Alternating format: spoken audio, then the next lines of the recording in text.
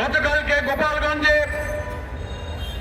জুলাই বিপ্লবের অন্যতম নায়ক সেই সব নেতৃত্বদের দ্বারা গঠিত এনসিপির পূর্ব ঘোষিত পদযাত্রা এবং সমাবেশের উপরে প্রকাশ্য দিবালোকে ফ্যাসিবাদীদের যে হামলা হয়েছে,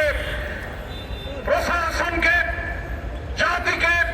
জনগণকে বিস্মিত করে যে ঘটনা গোপালগঞ্জ ঘটেছে, তার বিরুদ্ধে জামাত ইসলামী আজকে সারা দেশে বিক্ষোভের ডাক দিতে বাধ্য হয়েছে। প্রিয় দেশবাসী,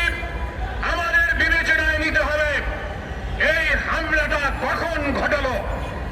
দেশের তাহলে কি পরিস্থিতি চলছে। যে মুহূর্তে বাংলাদেশের জনগণ